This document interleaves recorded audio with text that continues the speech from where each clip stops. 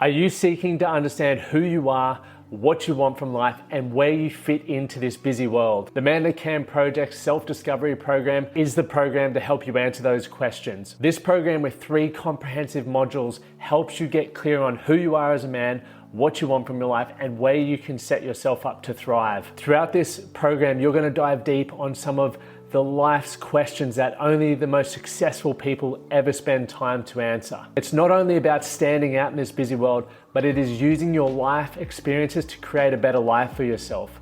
I know that I wish I had this when I started my journey. It would have helped me fast track success and get clear on what was truly important. Once you complete this program, you're going to have a better sense of direction and purpose for your life. You will have more confidence and resilience and a complete roadmap to create the life that you want. Don't wait for tomorrow. Start today. Head over to themanthatcanproject.com and check out the self-discovery program. I can promise you, your life will never be the same.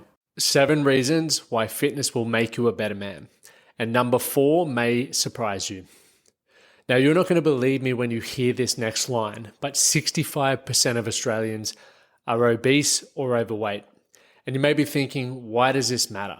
It means statistically, for every 1,000 followers that I have that are Australian, 65% of you are obese or overweight. And I spend my time or my working time helping men become the best version of themselves. So essentially, not being a liability to the people that matter most to them. And that's financially, that's physically, that's mentally, emotionally, all of those things. And we do that by improving your health. We improve your mindset, we improve your finances and your ability to build great relationships. Now, if I'm looking at what area needs to be prioritized first, there is going to be able to be arguments for every different area. I remember for me at one point, I thought finances was the most important thing that I needed to work on and improve in order to change my life, in order to live the best version of my life. But knowing what I know now, health and fitness comes first 9 times out of 10. Going back to that stat, majority of people are overweight or obese,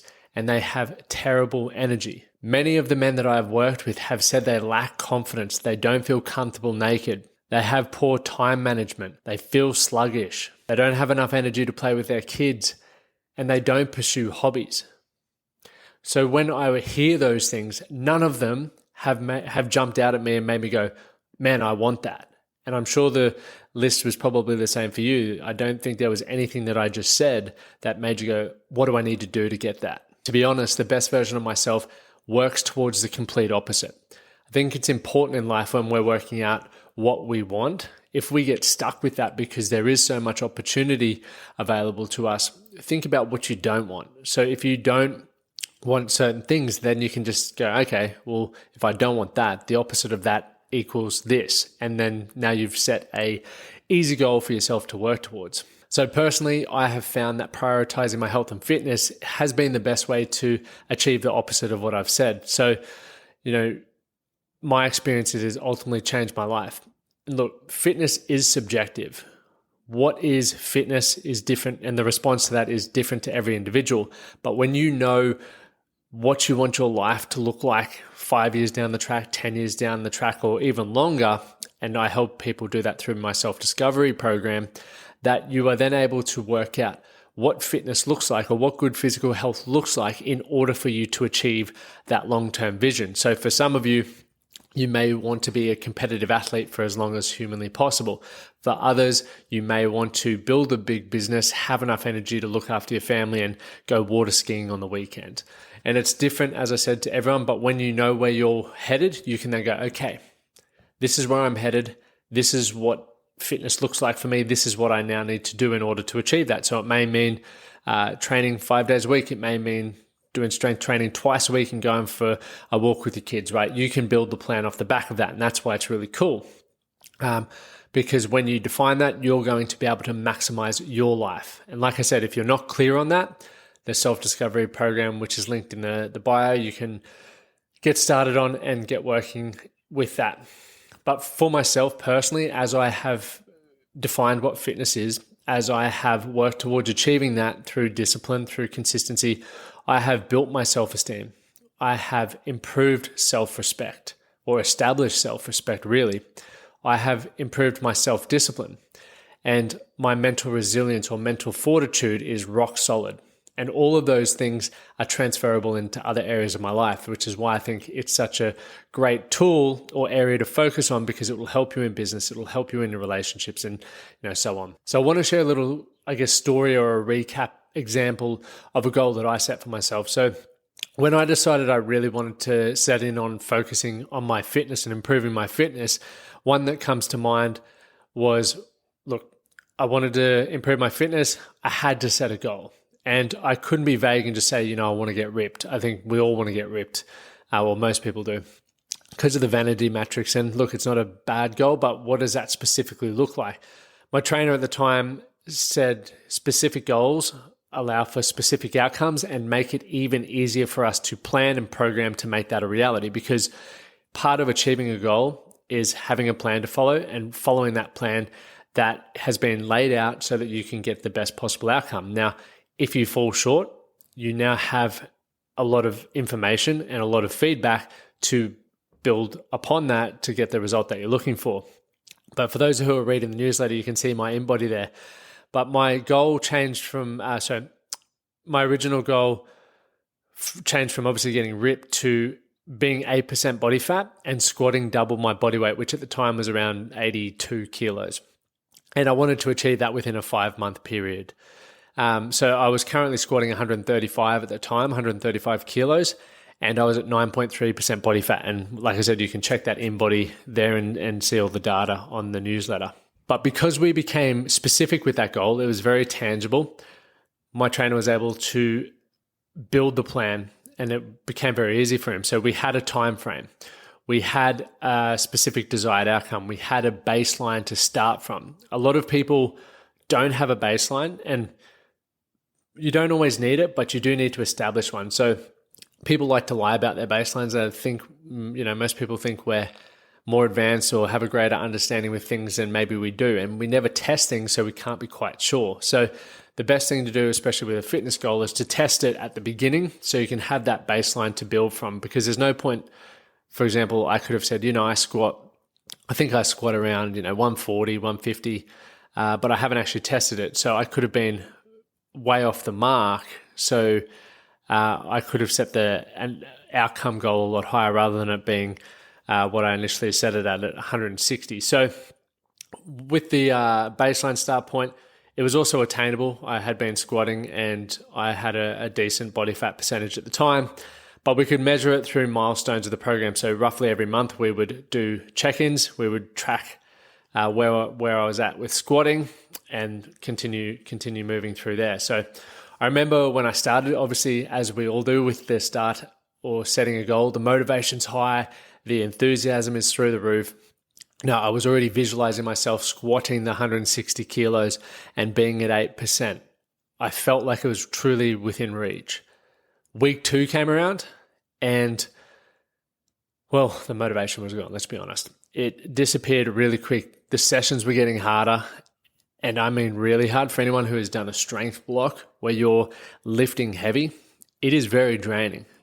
My knees were aching, my body was constantly sore. So it's hard to get motivation when you're going through the challenging times, but it's through those challenging times that the most growth comes. By doing that, I ultimately trusted the plan. I knew that the sessions that I didn't want to do, if I could just show up and get through them, they would be the ones that helped me, or I could look back on at the end of this training block and go, I'm grateful I did that because that moved me closer to the outcome that I was looking for. And I think ultimately as well, full well, if you've been given a plan and you,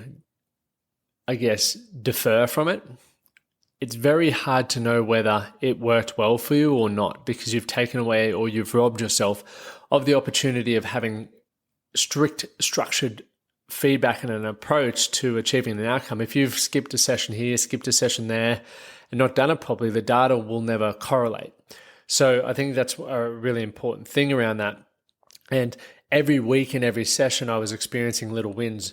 I was squatting more, I was doing higher volume sets, and I was completing sessions that I didn't feel like doing. And all of that, as a result, built my confidence and was building my discipline and was callousing my mind, all things that people don't do. And when you lack discipline, when you lack self-respect, when your self-esteem is declining, it makes it very hard for you to thrive in other areas of your life.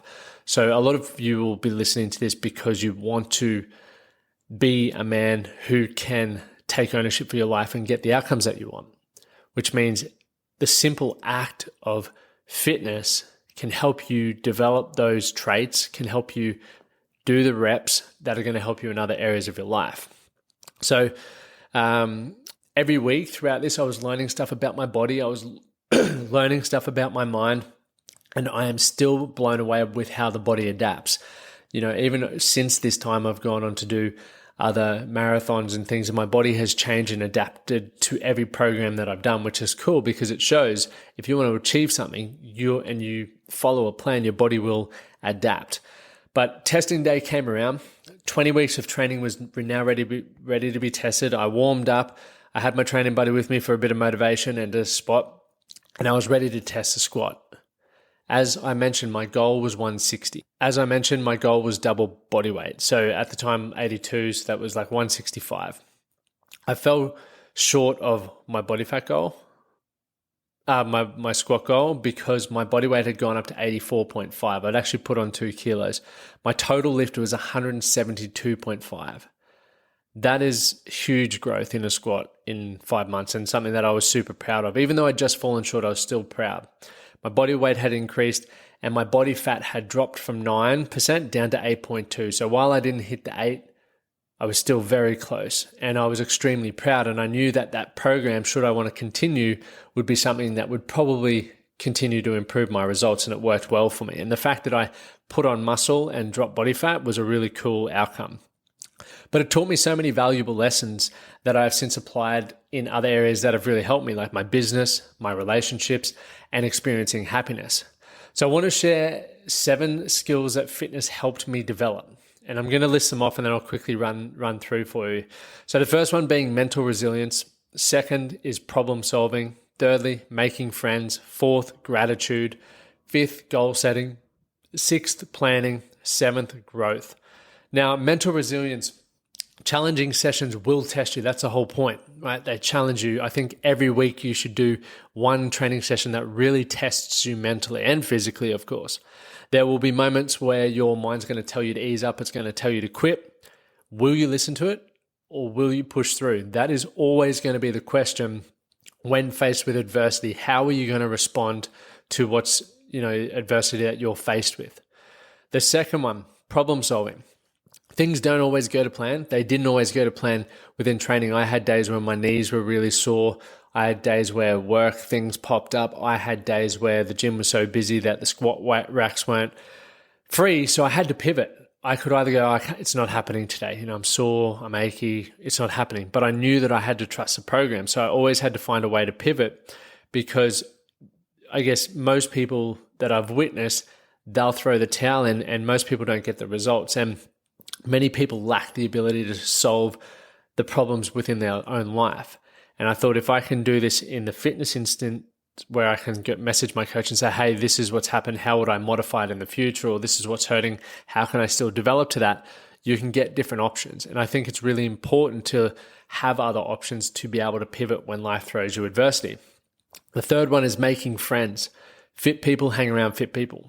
You find common goals. You have common challenges that you can discuss, and you share generally common values and common beliefs. So it's really easy to build rapport and really easy to build friendships.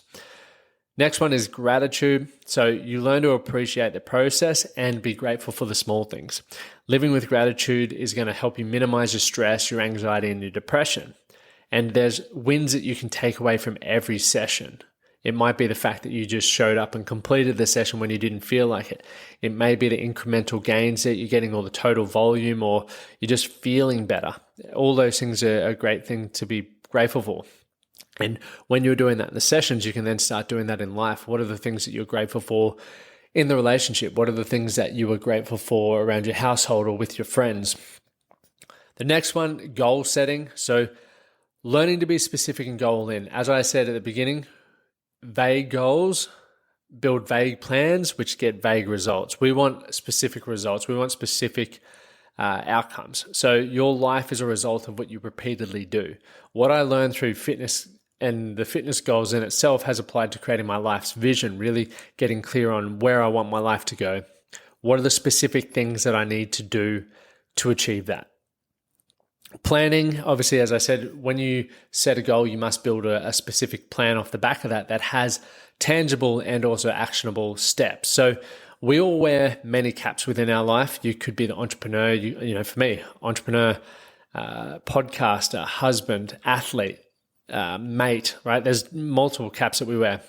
So we need to think about how we manage our time and prioritize doing what is important to us, but also moving us to where we want to go. Because sometimes what's important to us in the moment needs to be, sacrificed in the short term to win in the long term. And I had to prioritize sleep. I had to prioritize nutrition and training with plenty of focus. And I had to learn to say no. And these become powerful tools for life, because when you can see how they work in that instance, you've now got life experience to go, well, if I use or adopt that same approach in this area, I could potentially get a similar outcome. And finally, growth. Now, I'm not just talking about a bigger squat. I grew as a person. I committed, I focused, and I trusted the process, and I became mentally stronger, more independent. I looked better, I felt better, and I thought better. And those were all things, once again, that have developed me into the man that I am today. They have made me a better man, which has made me a better coach, made me a better podcaster, husband, mate, and solely and most importantly, a man. So some people avoid fitness because they don't enjoy it. Others avoid it when it is no longer a sport. And that was something that I experienced. And the most important thing is to understand that it is such a crucial pillar that not only is good for longevity, not only is good for your mood and everything else, but can teach you those things that we've covered here today. So fitness goals are just going to be those small milestones that make you the best man that you can be. It's going to help you build the best life possible, whatever that definition looks like. So if you want to take a step to feeling better and looking better, find and set yourself a fitness goal, right? Something to work towards. You won't regret it. It's time to help us swing those statistics, right? If 65.8% of Australians are obese and overweight, and you're among them, you now have a newfound understanding and hopefully a little swift kick up the arse to start building and becoming the better version of you, so you can be the best man you can be the best husband, father, business owner, all the things that you know you need to thrive within. And just finally, guys, you will see at the bottom of the newsletter, for those who are reading it, the Strongmen of Value Quarter 3 applications open in 11 days, 14 hours and 41 minutes as opposed to this. Now, what is the Academy? The Academy is for those of you who have gone through our self-discovery program. You have mapped out that one page on what your ideal life looks like in order to be able to achieve that. You need to head over to the application page today, or there's a wait list at the moment, and you'll be notified once that opens up, and you can then go through the application process. As always, do something today to be better for tomorrow. Thank you for listening to the Man That Can Project podcast. My name is Lachlan Stuart, and I hope you enjoyed this episode and found it helpful. If you did, please take a moment to rate and review the Man That Can Project on your favorite podcast platform. And don't forget to subscribe to stay up to date with our newest episodes. We'll see you again next time.